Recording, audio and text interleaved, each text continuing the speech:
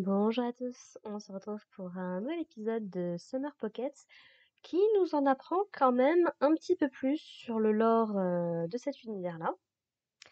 Puisque donc, Alors, le début de l'épisode n'est pas très très clair, j'ai même été revoir la fin du dernier épisode pour me dire attends, j'ai loupé un truc.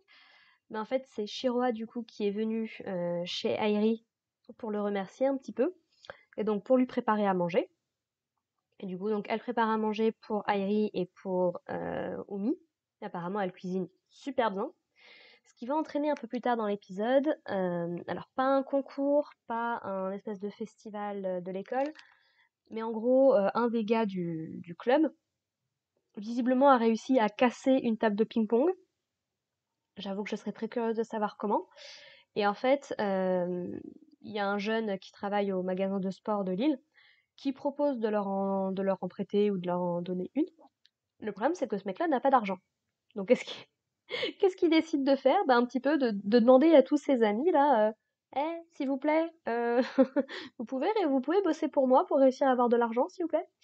Ça se passe pas exactement comme ça, quoi, mais voilà, ils décident d'essayer de trouver un moyen de récolter un petit peu d'argent. Donc, ils font un petit peu le tour de de leurs options.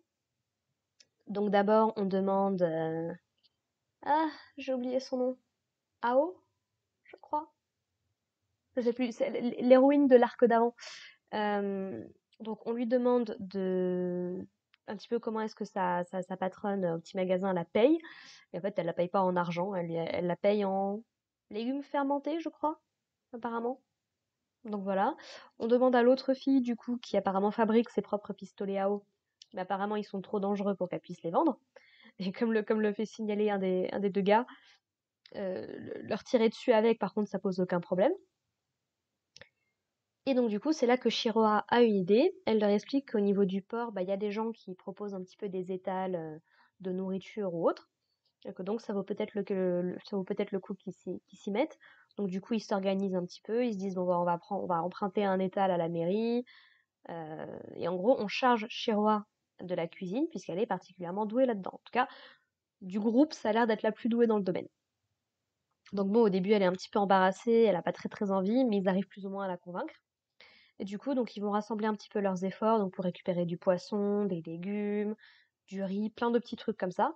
Et en fait, ils vont proposer du coup de la paella. Pourquoi pas, j'ai envie de dire. C'est pas trop nécessairement mon truc, la paella, parce que les fruits de mer, à part le poisson, honnêtement, c'est pas mon truc. Mais voilà, donc du coup, ils décident de partir là-dedans. Et bah, ça a l'air de plutôt bien marcher, hein, ma foi. C'est 1500 yens les trois portions, donc ça fait 500 yens la portion. Franchement, ça va, hein. Donc voilà, donc ça marche bien, ils s'entraident tous autant qu'ils veulent. Airi a l'air de l'aider un petit peu en cuisine pendant que tout le reste, ils attirent un petit peu des clients. Et au final, donc ils arrivent à avoir suffisamment d'argent. Sauf que le gars du magasin de sport refuse cet argent-là. Bon, il leur donne du coup quand même la table de ping-pong, mais il refuse leur argent parce qu'apparemment, bah, comme c'est Shiroa qui l'a gagné et qu'il y a toutes les rumeurs un peu bizarres autour d'elle, voilà, il n'a pas envie. Et du coup, bah, Airi, voyant ça, se dit, bon, bah, écoutez, les gens, l'argent qui nous reste, si on le donnait à Shiroa, du coup, c'est quand même elle qui est responsable de cette réussite. Et elle explique que, bah, elle a rien de particulier qu'elle a envie d'acheter sur l'île. Du coup, bah, les autres lui proposent, bah, t'as qu'à aller un petit peu sur le continent, et puis Airi, il a qu'à t'accompagner vu que t'es pas très très à l'aise. Et du coup, bah, elle appelle Airi au téléphone pour lui proposer un jour. Et en fait, elle lui propose d'aller manger, en fait. Voilà, elle veut lui offrir un repas pour le remercier de tout ça. Et du coup, donc, ils décident d'aller donc sur le continent, sur la métropole. Sauf que bah, le restaurant que Shiroa elle avait trouvé, il est complètement fermé. Donc du coup, ils se rabattent sur des crêpes. Pourquoi pas? Je trouve ça mignon, je trouve ça choupi.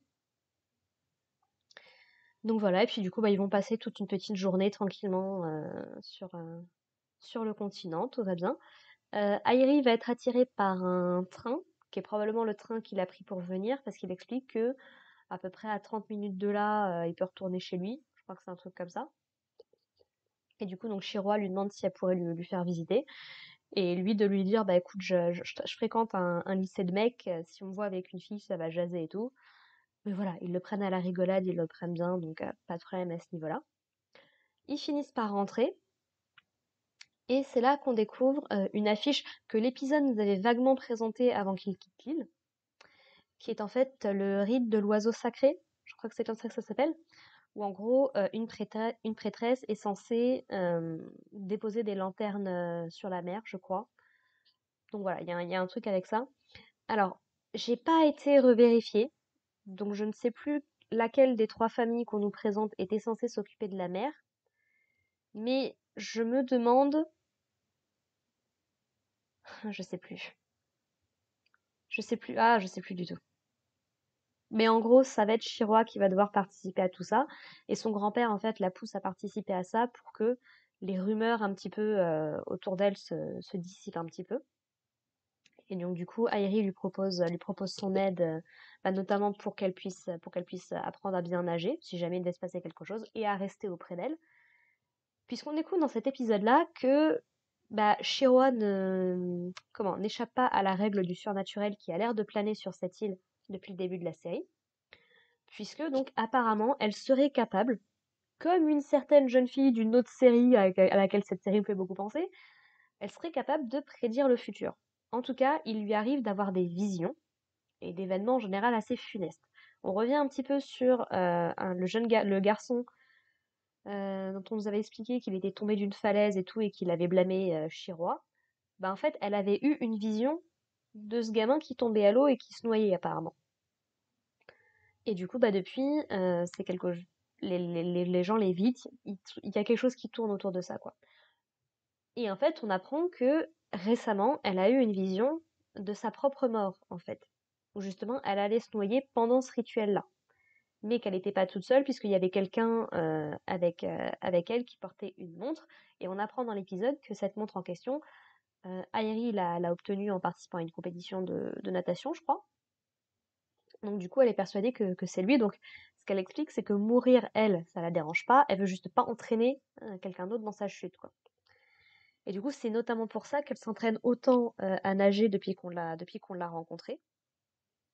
Et donc évidemment, quelqu'un comme Airi qui a l'habitude serait un allié de poids, clairement. Et je me demande du coup si ce n'est pas ça que Umi essaierait d'empêcher, parce qu'elle a l'air d'avoir une attention particulière sur Shiroa. Et ce serait pas déconnant, puisque comme Umi veut dire mère, et qu'on la voit disparaître à la fin de chaque arc, jusqu'à quel point est-elle quelqu'un de réel en fait? C'est-à-dire, est-ce que c'est vraiment une personne physique qui a existé, oui ou non? Ou est-ce que c'est comment dire? Comment expliquer ça? Est-ce que c'est une apparition créée par un sentiment ou par un objet ou un concept ou quelque chose comme ça? À l'heure actuelle, c'est encore très très flou et ça explique aussi pas mal de choses qu'on voit dans l'opening. Donc voilà, je suis très curieuse de voir ce que tout ça, ça va donner. Et puis bah voilà, l'épisode se termine avec le grand-père de Shiroa, du coup, qui demande à Eri de prouver sa valeur. Qu'est-ce qu'il va lui demander? On n'en sait pas plus. Voilà, voilà, donc c'était plutôt un épisode sympathique qui ouais, nous apprend des trucs intéressants et que j'ai vraiment hâte de voir comment ça va être développé. Voilà, voilà, pas grand-chose de plus à dire. Je vous propose qu'on se retrouve du coup la semaine prochaine pour parler de l'épisode 17. On approche petit à petit de la fin de la série. Enfin, en tout cas, on en est à la deuxième moitié, sûr. Donc voilà, n'hésitez pas à me dire ce que vous en avez pensé dans les commentaires. Et puis bah en attendant, portez-vous bien. Allez, bye les gens.